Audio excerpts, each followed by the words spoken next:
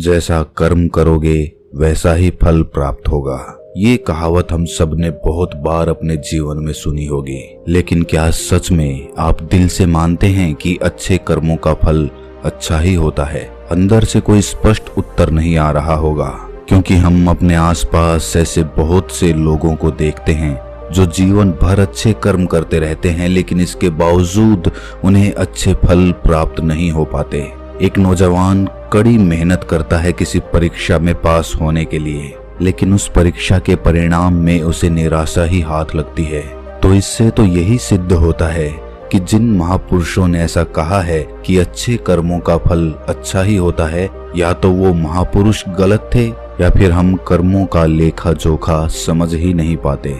पर चिंता मत करिए, क्योंकि आज की कहानी सुनने के बाद कर्मों के बारे में आपकी सोच, आपकी दृष्टि एकदम स्पष्ट हो जाएगी।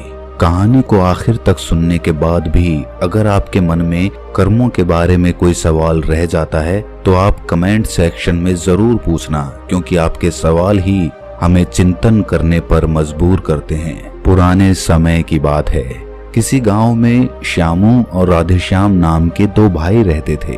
पूरा गांव जानता था कि वो कहने को भाई थे, लेकिन भाई जैसा प्रेम उन दोनों में नहीं था। श्यामू बड़ा था और राधेश्याम से वो बहुत तेज और चालाक था। उसने राधेश्याम के हिस्से में आने वाली खेतीबाड़ी की जमीन भी खुद हड़प ली थी। इसीलिए राधेश्याम के परिवार को बड़े ही कष्ट के दिन झेलने पड़ रहे थे। राधेश्याम की पत्नी अक्सर बीमार रहा करती थी और उसके पास उसके इलाज तक के पैसे नहीं थे। लेकिन अपने भाई से विपरीत राधेश्याम बड़े ही शीतल स्वभाव का इंसान था। वो कभी किसी के साथ बुरा नहीं करता था, लेकिन उसके मन में अक्सर ये सवाल उठा करता था कि मैं किसी का बुरा नहीं करता, किसी के बारे में बुरा सोचता तक नहीं हूँ, तो मेरे साथ ऐसा क्यों होता है? क्यों मेरी पत्नी हमेशा बीमार रहती है? क्यों मेरे पास इतना भी धन नहीं है कि मैं अपना जीवन अच्छे से चला सकूं? क्यों मुझे मेरे कर्मों का फल नहीं मिलता है? और मेरा भाई इतना धूर्त है, इतना चालाक है और वो हमेशा मजे में रहता है, उसे तो कोई परेशानी नहीं है। वो सोचने लगा कि शायद बुरे कर्मों का फल अच्छा मिलता है, अच्छे कर्मों का फल अच्छा नहीं मिलता। और धीरे धीरे ये संदेह उसके मन में घर करने लग गया। उसी गांव से कुछ दूर एक सन्यासी अपनी कुटिया बनाकर रहा करता था। जब भी वो सन्यासी गांव में भिक्षा मांगने के लिए आता तो सबसे एक ही बात कहता कि जो तूने किया वो तेरे हिस्से और जो मैंने किया वो मेरे हिस्से। राधेश्याम इस बात का अर्थ कभी समझ नहीं पाया। एक दिन जब वो गहरी चिंता में डूबा हुआ था तो उसके कानों में यही शब्द पड़े कि जो तूने किया वो तेरे हिस्से और जो मैंने किया वो मेरे हिस्से। जैसे ही ये शब्द राधेश्याम के कानों में पड़े, वो गुस्से से तिलमिला उठा। उसने गुस्से में उस सन्यासी से कहा कि महात्मन, आप हमेशा एक ही बात का रट लगाते रहते हैं जिसका कोई मतलब नहीं है। अगर आपकी बात सत्य होती तो मैं जीवन में अच्छे कर्म करते आया हूँ, तो मेरे हिस्से में तो अच्छे ही कर्म होने चाहिए थे, अच्छा ही फल प्राप्त होना चाहिए था, लेकिन मुझे कुछ भी अच्छा फल प्राप्त नहीं हुआ। मेरी पत्नी हमेशा बीमार रहती है, खाने तक के पैसे नहीं होते हमारे पास। सन्यासी ने बड़े ही शांत स्वर में कहा कि ऐसा प्रतीत होता है बंते कि परिस्थितियों से तुम हार मान चुके हो। कठिन परिस्थितियों ने तुम्हारी सोच पर गहरा असर डाला है। बुरे समय ने तुम्हारी सोच भी बदल कर रख दी है। तुम एक काम करना, आज संध्या समय कुछ फल लेकर मेरे आश्रम में आना, फिर मैं तुम्हारे सारे सवालों के जवाब दूंगा। और ये कहकर वो सन्यासी अपना भिक्षा पात्र लेकर अगले घर की तरफ निकल जाता है। संध्या समय राधेश्याम ने कुछ फल खरीदे और गांव से दूर उस सन्यासी की कुटिया की तरफ निकल पड़ा। जैसे जैसे वो रास्ते पर आगे बढ़ रहा था, उसे अथाह शांति का अनुभव हो रहा था, क्योंकि रास्ता गांव से दूर था, इसीलिए उसमें कोई हलचल नहीं थी। बस रास्ते में जगह जगह कुछ लंगूर और बंदर दिखाई दे रहे थे। राधेश्याम के मन में आया कि वो कुछ फल उन बंदरों और उन लंगूरों को खिला दे, लेकिन फिर उसने सोचा कि अगर मैं फल लेकर सन्यासी के पास नहीं गया तो मेरे सवालों के जवाब मुझे नहीं मिलेंगे। इसीलिए बंदरों से वो फल बचाता हुआ उस सन्यासी की कुटिया तक पहुंचा। जैसे ही राधेश्याम उस कुटिया में पहुंचा, वैसे ही सन्यासी बोल पड़ा, अगर मन में था तो ये फल खिला क्यों नहीं दिए बंदरों को?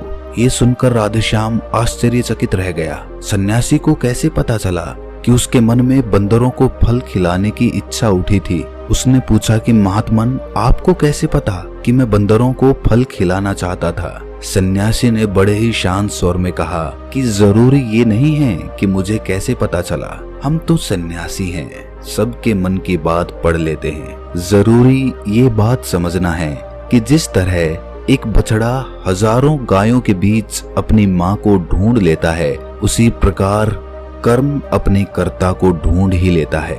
ये कर्म मेरे हाथों ही होना लिखा था। और ये कहकर सन्यासी ने उसके हाथ से फल लिए और बंदरों को खिलाना शुरू कर दिए। राधेश्याम इस बात का मतलब समझ नहीं पाया, इसीलिए उसने उस सन्यासी से सवाल किया कि महात्मन, मैं आपकी बात का आशय समझ नहीं पाया, कृपया करके मुझ अज्ञानी को इसका मतलब समझाने की अनुकंपा करें।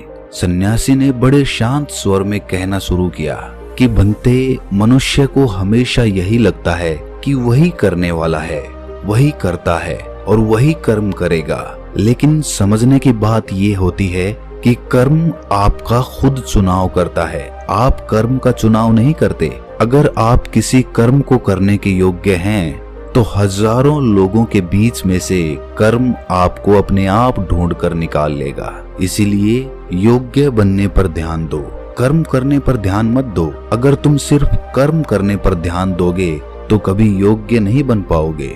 योग्य बनने के लिए जिन कर्मों की आवश्यकता होती है, पहले उन छोटे छोटे कर्मों को करना शुरू करो, और जब तुम योग्य बन जाओगे तो बड़ा कर्म या कहें कि मुख्य कर्म या फिर जिस कर्म के लिए तुम बने हुए हो वो कर्म तुम्हारे पास खुद चल कर आएगा।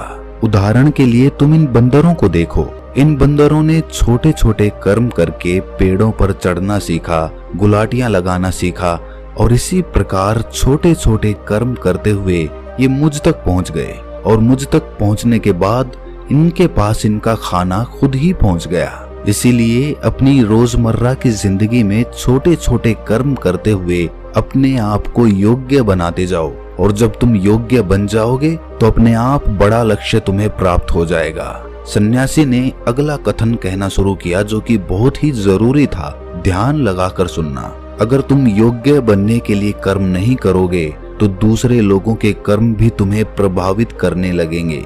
उदाहरण के लिए तुम्हारी पत्नी कई दिनों से बीमार है। तुम अक्सर यही सोचते हो कि मुझे किन कर्मों की सजा मिल रही है, लेकिन समझने की बात ये होती है कि तुम्हारी पत्नी बीमार अपने कर्मों की वजह से है, तुम्हारे कर्मों की वजह से नहीं है। तुम्हारे कर्म तो अच्छे हैं, लेकिन क्या पता तुम्हारी पत्नी के कर्म अतीत में अच्छे ना रहे हों, जिसकी वजह से वो बीमार हो गई हो, और तुम्हारी पत्नी के कर्मों की वजह से तुम्हें भी दुख झेलना पड़ रहा है। और इसी प्रकार बहुत से मनुष्य अपने बच्चों की वजह से, अपने परिवार की वजह से, इन सब की वजह से खुद दुख झेल रहे होते हैं।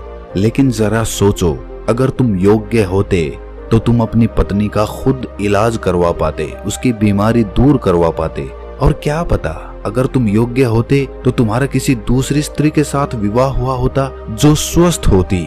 लेकिन तुम योग्य नहीं थे, इसीलिए तुम अपनी पत्नी की वजह से खुद दुख झेल रहे हो।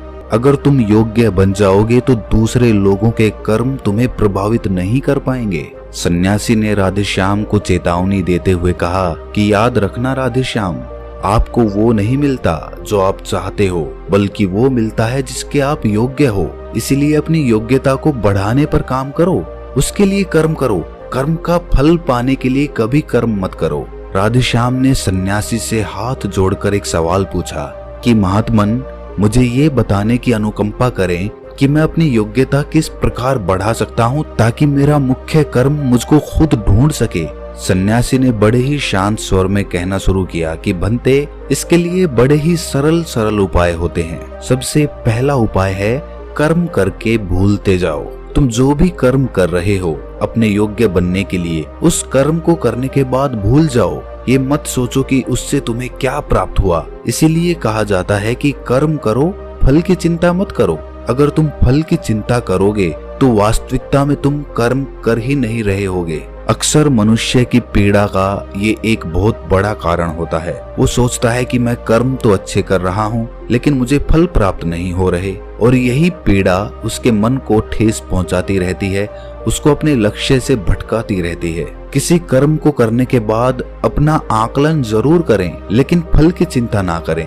राधेश्याम ने सन्यासी से सवाल किया कि महात्मन, हम अपना आकलन कैसे कर सकते हैं? सन्यासी ने उत्तर दिया कि भंते, जब भी तुम कोई काम पूरा करते हो तो काम पूरा करने के बाद खुद से ये सवाल पूछो कि क्या इस काम को करते समय तुम्हारा ध्यान इसी काम पर टिका हुआ था या तुम्हारा ध्यान कहीं और भटक रहा था। इस तरह तुम खुद का आकलन कर पाओगे कि तुम कितने ध्यान के साथ उस काम को कर रहे थे, और जितने ध्यान से तुम किसी कर्म को करोगे उतनी ही तुम्हारी योग्यता बढ़ती जाएगी। और अगर तुम यूं ही बस पूरा करने के लिए किसी कर्म को करते रहोगे तो उस कर्म से तुम कभी भी योग्य नहीं बन पाओगे। वो कर्म तो पूरा हो जाएगा लेकिन उसका फल तुम्हें प्राप्त नहीं होगा। इसीलिए अपना आकलन इस प्रकार करो कि तुम्हारा ध्यान वहां पर टिका हुआ था या नहीं था, या तुम्हारे विचार तुम्हें कहीं भटका ले गए थे।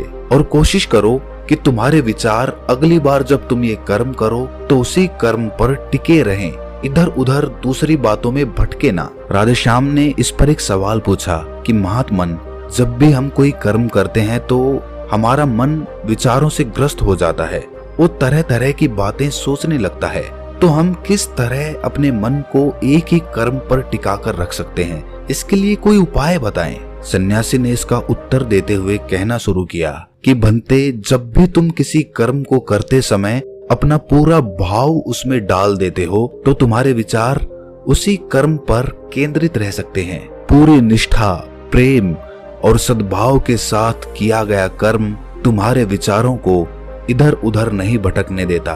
विचार तभी तुम्हें दूसरी दिशाओं में बहाकर ले जाते हैं जब तुम उस कर्म को पूरी निष्ठा के साथ नहीं करते, उसमें पूरा प्रेम नहीं डालते, उसमें पूरा भाव नहीं दिखाते। जब ये तीनों चीजें तुम उस कर्म में डाल देते हो तो स्वाभाविक रूप से तुम पूरी तरह उस कर्म में सम्मिलित हो जाते हो और तुम्हारा मन और मस्तिष्क एक ही जगह पर टिका रहता है। सन्यासी ने अपनी बात खत्म करते हुए कहा कि अगर कोई इंसान, कोई मनुष्य इन उपायों का सही तरीके से इस्तेमाल करता है, उनका पालन करता है, तो वो किसी भी कर्म के लिए अपने आप को योग्य बना सकता है। और एक बार अगर वो योग्य बन जाता है तो उसी बछड़े की भांति उसका कर्म उसे अपने आप ढूंढ लेता है। राधेश्याम को कुछ फलों के बदले जीवन भर का ज्ञान मिल चुका था, उसे स्पष्टता मिल चुकी थी, उसके सारे मन के सवाल खत्म हो चुके थे। उसने सन्यासी को प्रणाम किया और वहां से अपने घर के लिए निकल पड़ा। रात हो चुकी थी और रास्ते पर अंधेरा छाया हुआ था। वो इन बातों के बारे में विचार करता हुआ अपने घर की तरफ निकल पड़ता है। तो दोस्तों, कैसी लगी ये कहानी आपको? कमेंट सेक्शन में जरूर बताना, और अच्छी लगी हो तो इस चैनल को सब्सक्राइब करके नोटिफिकेशन बेल को जरूर प्रेस कर देना। तो मिलते हैं अगली कहानी में, तब तक के लिए अपना ख्याल रखें।